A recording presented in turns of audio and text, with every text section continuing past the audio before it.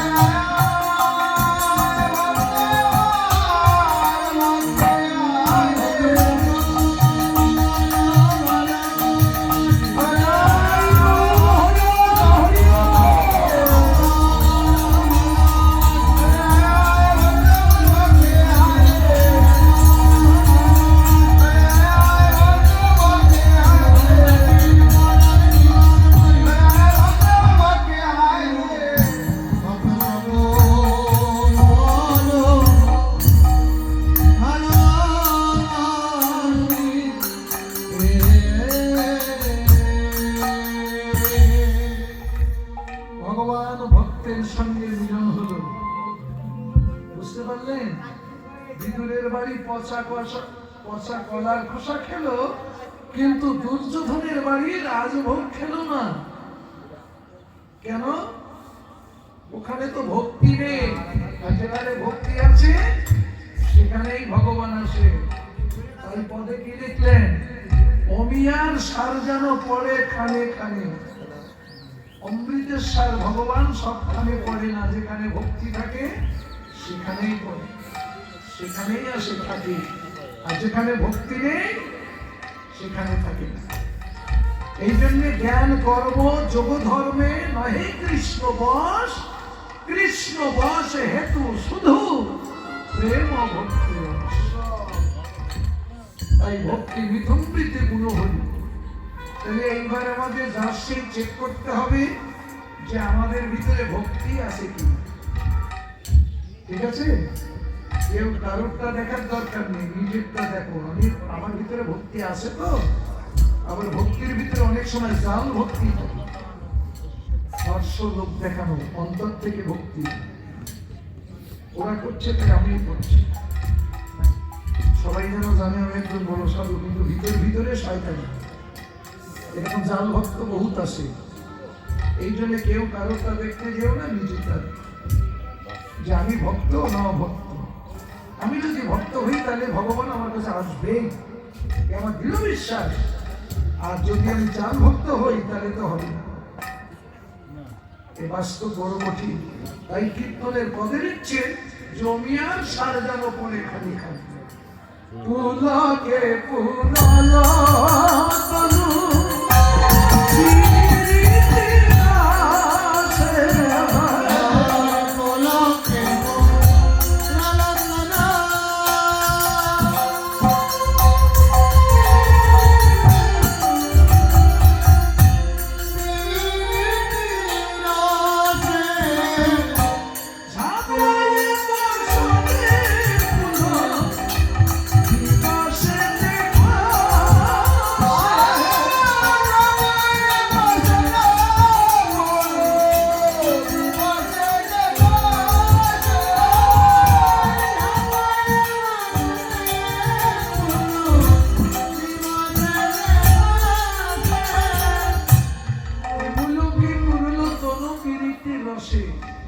ঝাপায়ে বসনে দিবসে পুলকাশে। তার মানে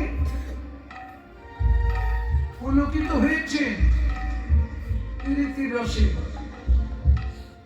বদন বসন দিয়ে একবার বদন ঢাকছে, একবার খুলে যাচ্ছে, একবার ঢাকছে, একবার খুলে যাচ্ছে। এইরকম হচ্ছে গৌরী। কেন তো বদন একবার ঢাকে একবার খুলে কেন? পদপাঠে একটি পার্শ্বে দাঁড়িয়ে ভাবযোগ্য দেহ নিয়ে লীলা দর্শন করছেন আর বলছেন, হে নদেবাসী, তোমাদের গৌরের এমন ভাব হয়েছে কেন জানো? আমার মনে হয় সেই পুরাবের ভাব কিছু মনে পড়ছে, বৃন্দাবন লীলা স্মরণ হচ্ছে।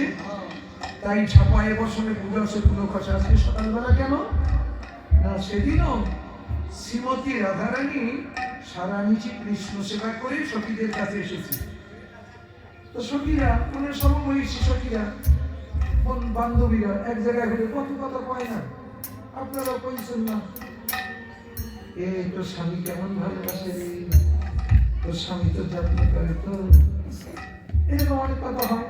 তো সখীরা রাধারানীর কাছে বলছে, ও রাধে, আজকে তোর প্রাণবল্লভ তোকে কত ভালোবেসেছে, কেমন যত্ন আদর করেছে, যা একটু লজ্জা পায়। এরকম বুড়ি মানুষ হলেও ঠাকুরমা মানে নাতি নাতনিরা গলা জড়িয়ে ধরে অনেক সময় বলে, ও ঠাকুরমা, ও দিদা, তুমি যখন আমাদের মতো ছিলে, আমার দাদু তোমায় কেমন ভালোবাসত, যা ওরা কি বলা যায়। বুড়িও হলেও লজ্জা পায়। রাধারানী সেদিন একটু লজ্জিত হয়ে মুখটা ঢেকেছিল। সেই ভাবটা গৌরের ভিতরে জেগেছে। কেন? গৌর তো আজকে একা কৃষ্ণ না, রাধা আছে তো, তাই সেই রাধা ভাবটা প্রকাশ পাচ্ছে গৌরের মধ্য দিয়ে। যদি গৌর না আসতো, এই রাধা কৃষ্ণ প্রেম লীলা আমরা জগতে পেতাম না। ঠিক আছে, তাই গৌরের ভিতর দিয়ে রাধা ভাবটা জাগ্রত হচ্ছে। তাই ঝাপায়ে বসনে দিবসে পুলকাশে ও গোয়ানন্দ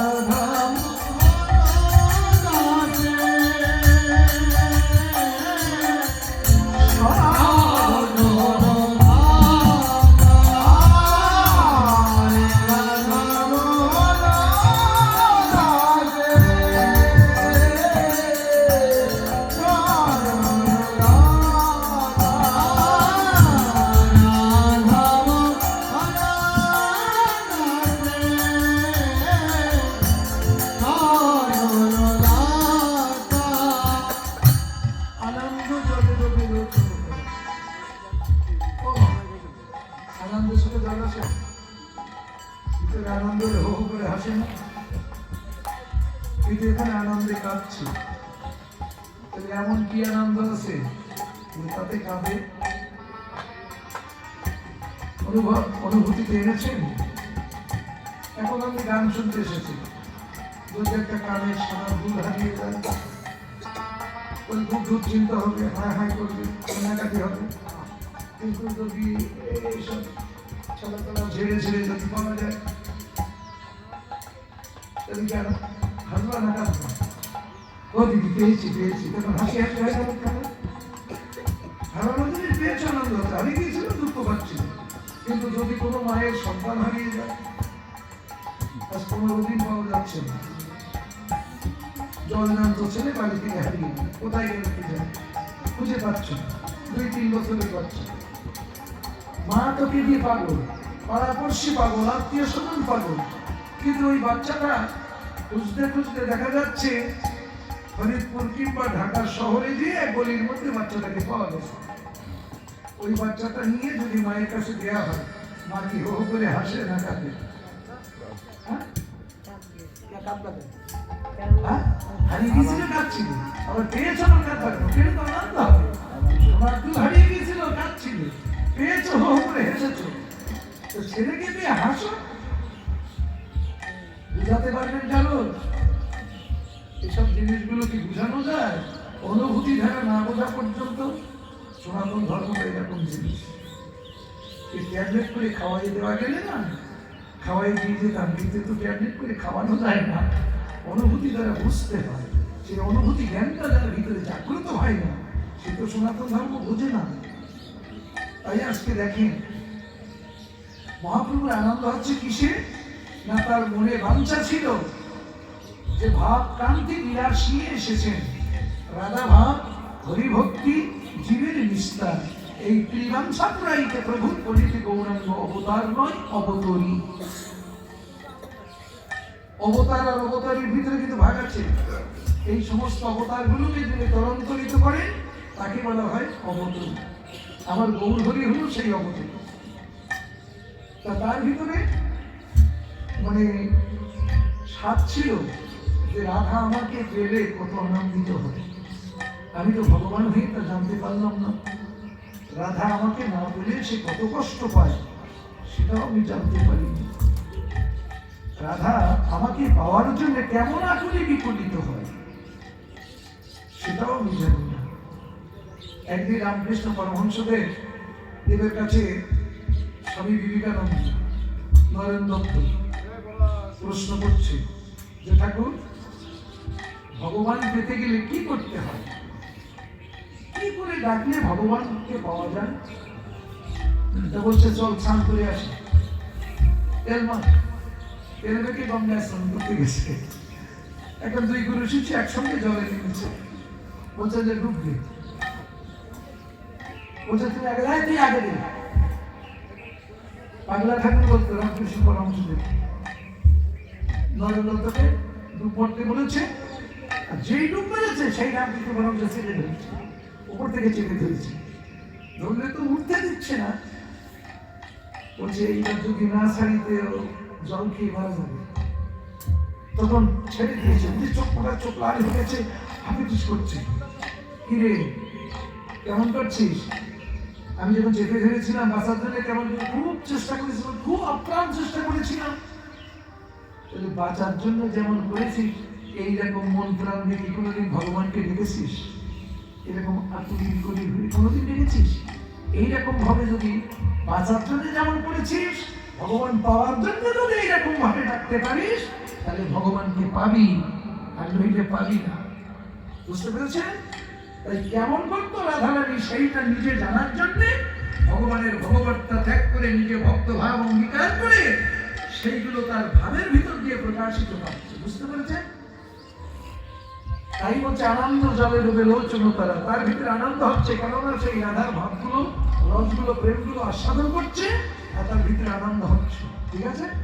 তাই আনন্দ জলে ডুবে লোচন তারা, রাধা মোহন দাসের স্মরণ রাধা মোহন দাস পদকর্তা বলছেন, হে প্রভু, আমি যদি এই মায়ার সংসারে তোমার চরণ ভুলে যাই, তুমি আমাকে আঘাত দিয়ে স্মরণ করিয়ে দিও। আমরা অনেক আঘাত পাই না? ছেলে মরা, স্বামী মরা, বউ মরা, জমি হারানো, আত্মীয় স্বজন হারানো, মা বাবা হারানো, অনেক আঘাত পাই না? তখন তো কাঁদি, ভগবানকে ডাকি, কত কিছু বলি। এর আগে বলি, এই আঘাতগুলো কেন দেয় জানেন? শুধু খারাপটা ধরে নিও না, এর চাইতে ভালো আছে, সেগুলো কীর্তন বলে যাচ্ছে। কীর্তন সেই প্রভুর দান। তাই বলছে, তুমি আমাকে আঘাত দিও, যত আঘাত আছে দিও, তুমি স্মরণ করিয়ে দিও। আঘাত দিয়ে আমাকে স্মরণ করো। পথে হেঁটে যাচ্ছ, তুই বান্ধবী গল্প করতে করতে যাচ্ছ, কত কাহিনী বলছো, অনেক রং করার সমস্যা করছো, ভগবানের নাম স্মরণ নেই। কিন্তু হঠাৎ করে নিজের মাথায় হুচুট লেগে আঙুলের মাথায় উল্টে গেছে, কাঁচানো উল্টে গেছে। তুলে বাবা রে, ও ভগবান, কি সর্বনাশ! বাপ্পারে মারে শুরু করে দিলে। বাবাকে জানো, তোমার জন্মদাতা বাবা, আবার ওই বসে আছে বাবা, বলে বাবা। ভগবান থেকে ওকে ভাগ করলে তার দশবিধ অপরাধের ভিতরে অপরাধী হতে হয়। ঠিক আছে?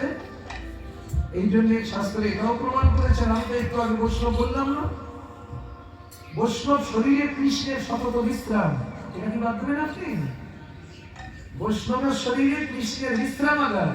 তাহলে কৃষ্ণ যে জায়গায় থাকে, সে দেহটা ভগবান নাকি ভগবানের বাইরে?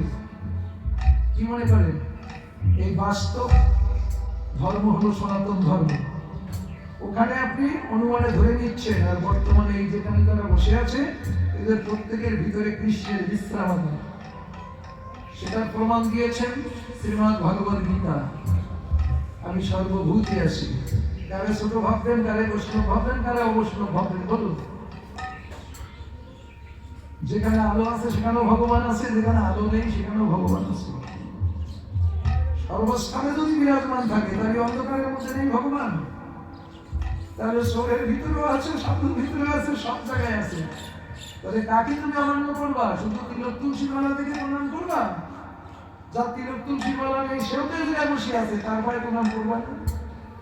আমরা সব সাইনবোর্ড থেকে চলাবো, কিন্তু সাইনবোর্ড যদি দেখো, ভিতরের সাইনবোর্ড দেখো, পরমাত্মা সবার ভিতরে আছে, পরমাত্মা স্বরূপ ভগবান সবার মধ্যে বিরাজ করছে।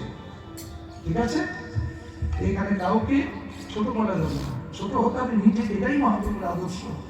যে পৃথিবীতে যদি কারো ছোট করতে চাও, সেটা নিজেকে ছোট করে অপরকে বড় করে দেখো, তোমার মনের বিকার দূর হয়ে যাবে।